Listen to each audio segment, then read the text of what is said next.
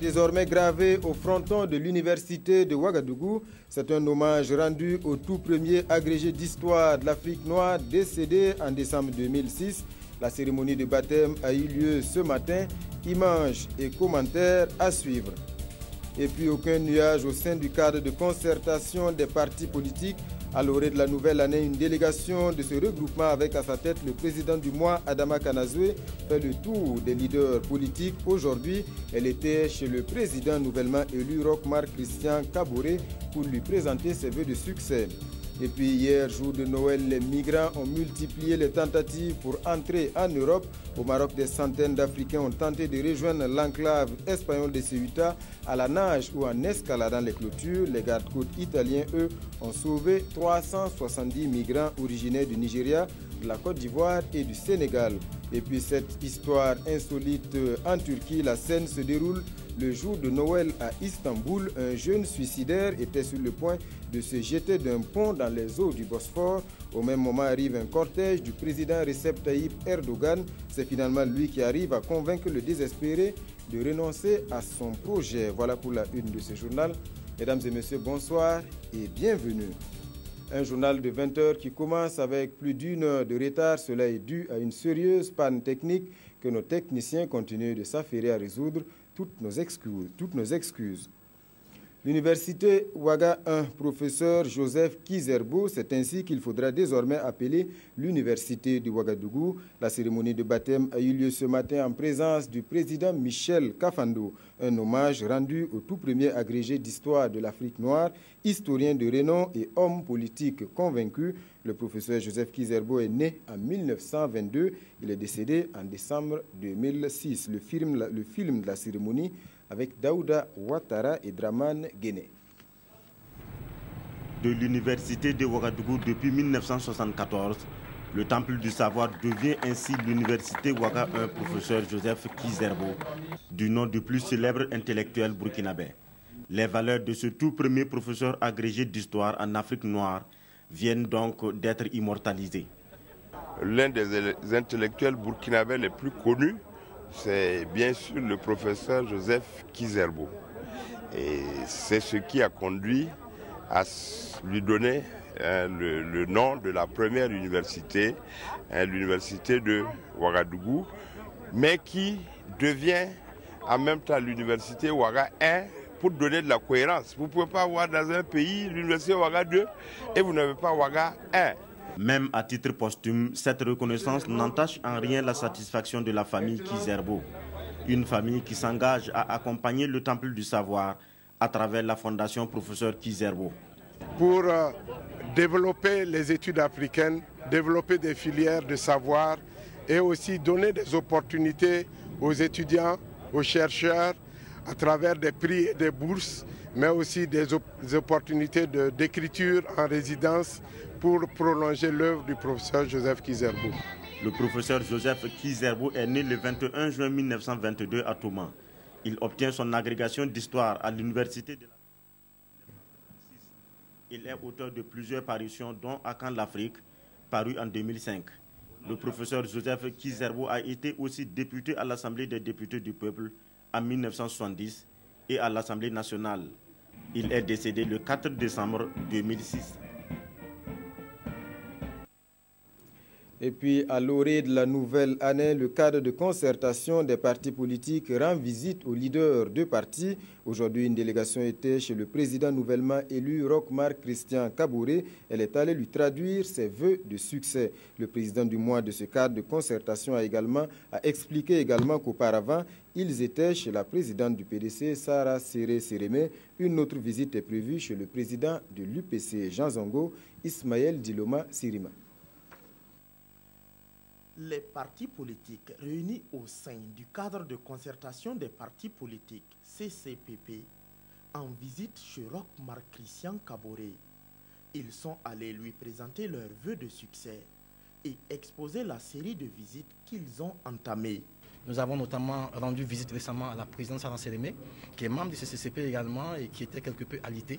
Nous avons pu donc lui apporter toute la compassion de tous les camarades ici, parce que nous sommes des camarades d'une lutte que nous avons commencé à mener depuis très longtemps. Et aujourd'hui, c'était le tour donc, du président Roch Marc Christian Kaboré de recevoir cette délégation pour le féliciter.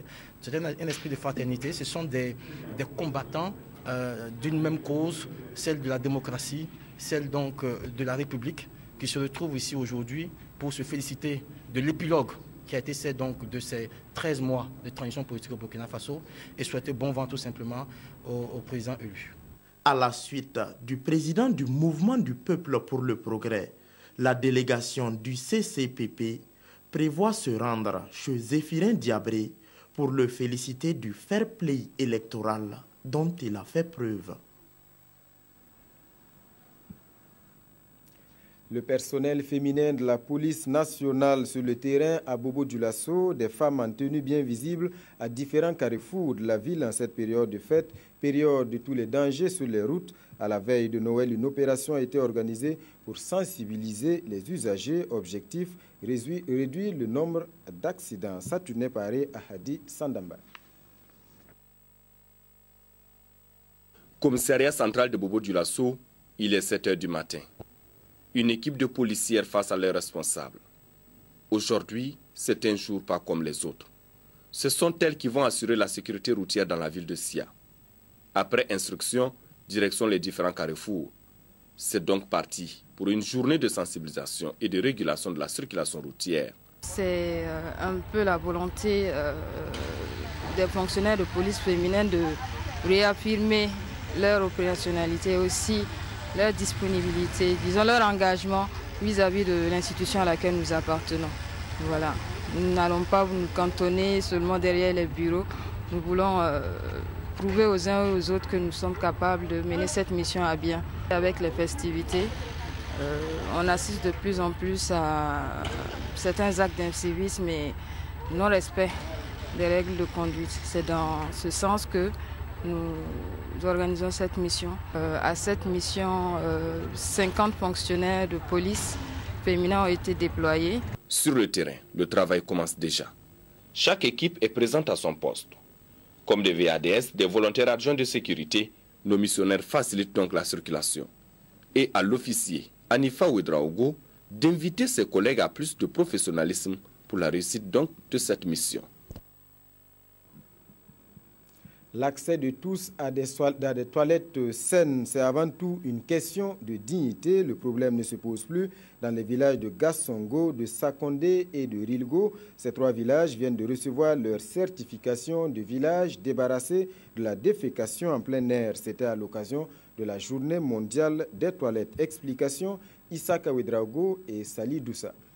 L'utilisation de ces latrines par les populations de Gassongo, village situé à quelques kilomètres de Tikare dans la province du BAM, leur a permis de rompre avec la défécation à l'air libre. Cette nouvelle pratique leur a valu une certification de fin de défécation à l'air libre. Une certification qui symbolise le moratif de la journée mondiale des toilettes. Et nous avons voulu montrer et faire voir, rendre visible des villages qui ont justement atteint la fin de la défécation à l'air libre. Que cela puisse être un exemple pour les autres villages ou les autres communautés. Tout en soulignant l'importance des toilettes pour la santé et la dignité des populations, la représentante des partenaires techniques et financiers réitère leur soutien. Nous sommes là, nous allons continuer à assister, à financer les projets qui vont dans ce sens-là. 3 villages au total ont été certifiés avec 98 latrines construites à Gassongo, 84 à Rilgo et 29 à Sakondé. Autre problème de santé qui guette surtout les femmes en campagne, la fistule obstétricale. Un programme de lutte contre ce mal au Burkina est mené depuis 2011 et s'achève cette année. Pour les acteurs impliqués, l'heure est aux concertations pour faire le bilan et tirer les enseignements. Daouda Ouattara, Relwende Céline Ilboudo. La mise en œuvre du programme national de lutte contre la fistule obstétricale a permis l'équipement des formations sanitaires en kit opératoire et la prise en charge chirurgicale de 990 cas de fistule obstétricale.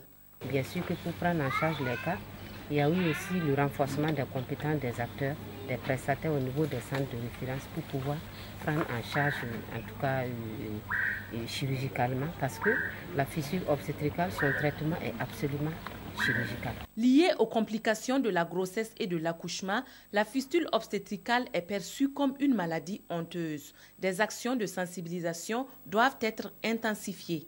La fistule obstétricale est encore très mal perçue au sein de la population.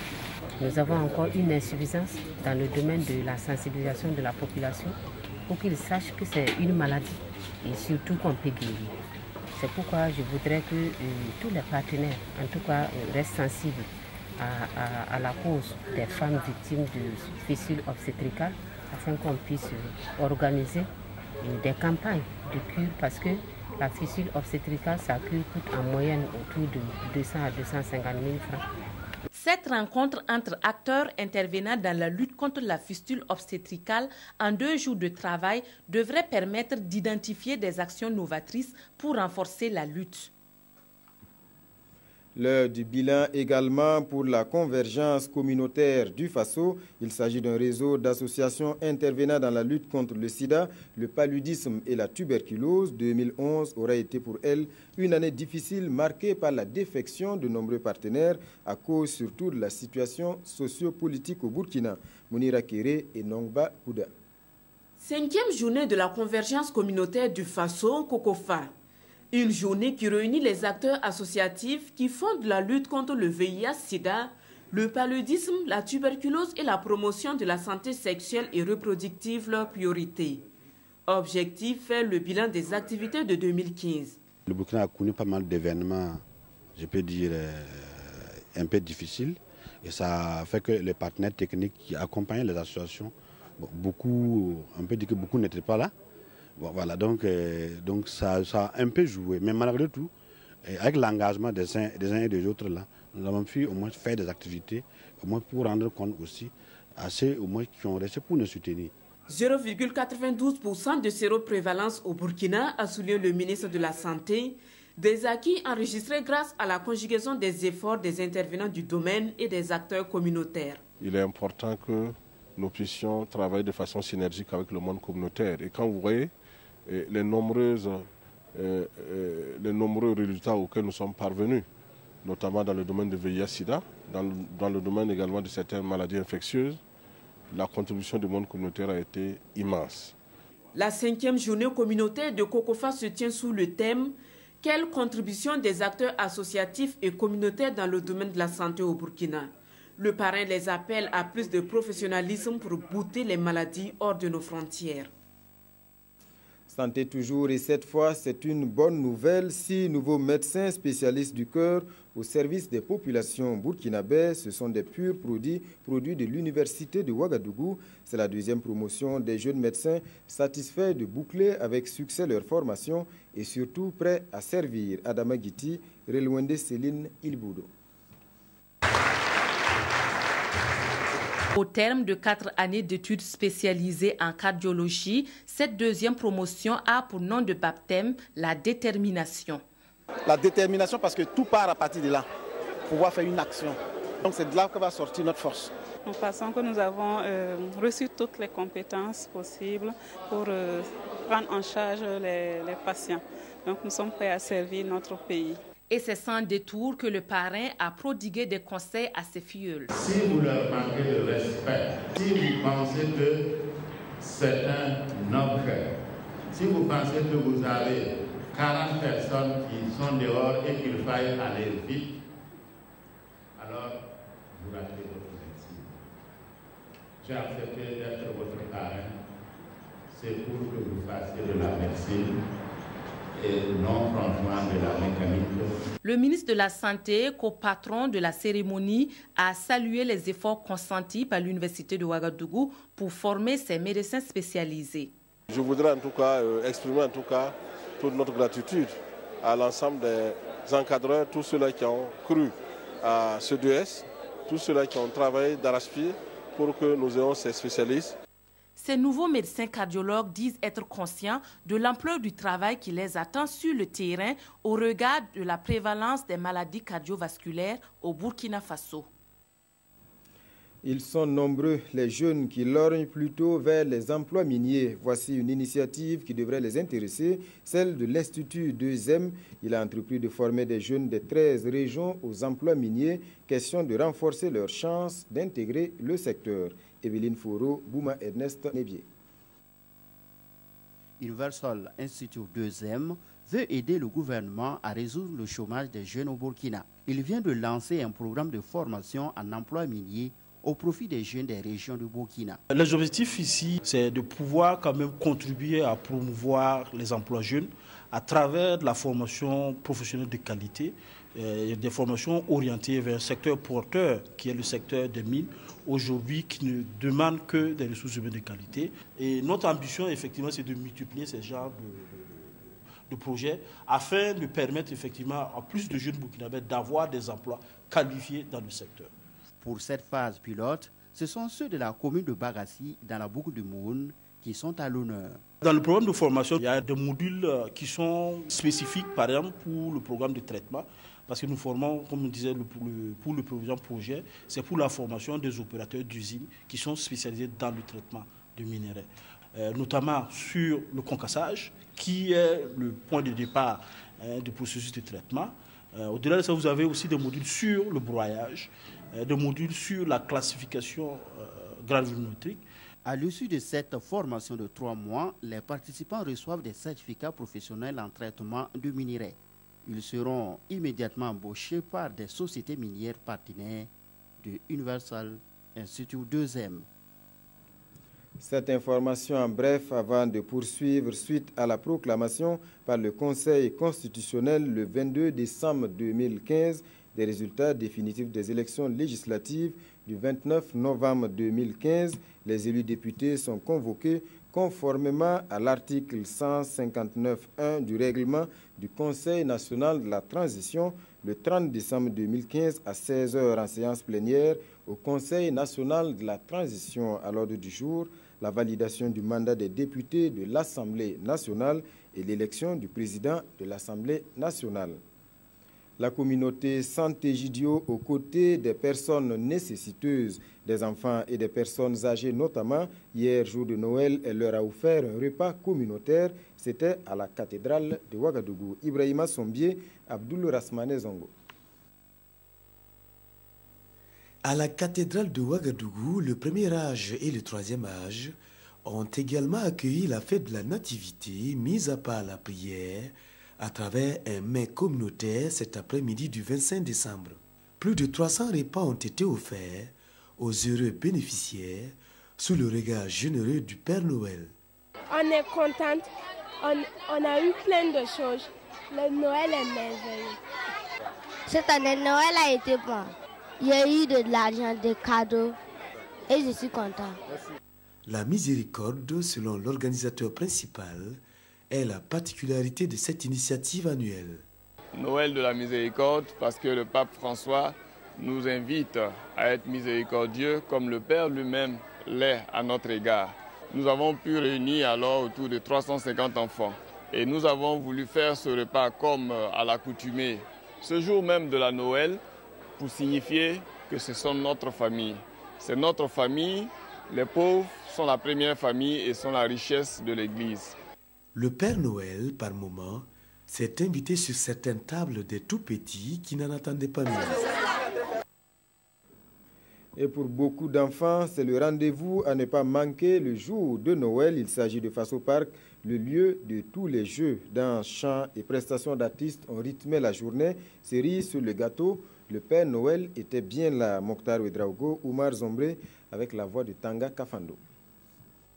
Un Père Noël, des cadeaux et une pléiade d'artistes pour agrémenter la fête. C'est ce cadeau qu'offre Faso Park en ce jour de Noël aux 3000 enfants ayant effectué le déplacement.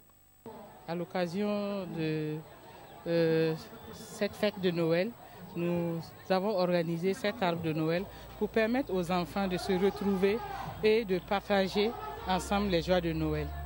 Vu le nombre d'enfants que nous avons ce soir, vraiment on est comblés. Et nous remercions les enfants pour avoir fait partie de cet arbre de Noël et aux parents la confiance toujours renouvelée qu'ils ont envers nous. Les enfants ont rivalisé de talent au concours de chant, de danse et à l'élection Miss Face au Parc, et en récompense, des vélos pour les plus méritants et des lots de consolation pour les autres. C'était très bon. Je remercie Père Noël de venir nous donner des cadeaux. J'ai vu les artistes. Vraiment, c'était super. J'ai joué, j'ai dansé avec mes camarades.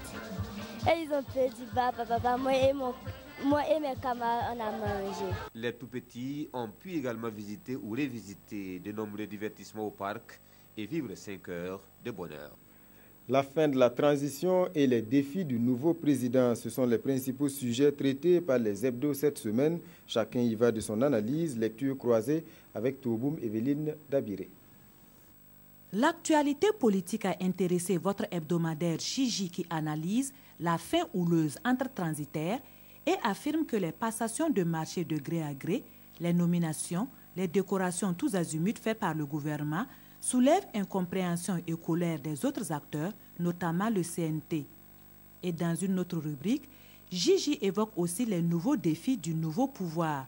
Sécurité, emploi, justice, économie, majorité, opposition, corruption, enseignement, autant de défis sous lesquels ploie le PF, président fatigué avant de commencer, selon cette caricature. Mais en plus, poursuit ce journal, Roxilla doit par exemple redonner de la chaleur à la coopération entre le Burkina et la Côte d'Ivoire. On a alors envie de dire que de défis, conclut cet hebdomadaire. Actualité sportive, l'Obs du dimanche annonce la fin de parcours pour Guerre Notre-Ror et s'intéresse déjà à l'après-Ror. Pour cet hebdomadaire, Paulo Duarte, qui a déjà entraîné l'équipe entre 2008 et 2012, serait en pole position pour prendre les rênes des étalons. Gigi poursuit, cette fois, la FBF ne doit pas se tromper au risque de prendre elle-même le bouillon en pleine face. Attendons de voir, conclut à ce propos l'Obs du dimanche, qui annonce à la suite le FIFA Gate, le scandale économico-sportif à la tête de la FIFA. Conséquence, Sepp Blatter, président démissionnaire de la FIFA, et Michel Platini, patron de l'UEFA, qui ambitionnaient de lui succéder, ont été suspendus de toute activité dans le football pour 8 ans par la commission d'éthique de l'instance. Mesdames et messieurs, c'est la fin de ce journal. Une fois de plus, toutes nos excuses pour ce grand retard dû, je vous le disais, à une sérieuse panne technique. Nos services techniques continuent de s'affairer pour résoudre le problème. Passez un bon week-end en compagnie des programmes de la télévision du Burkina.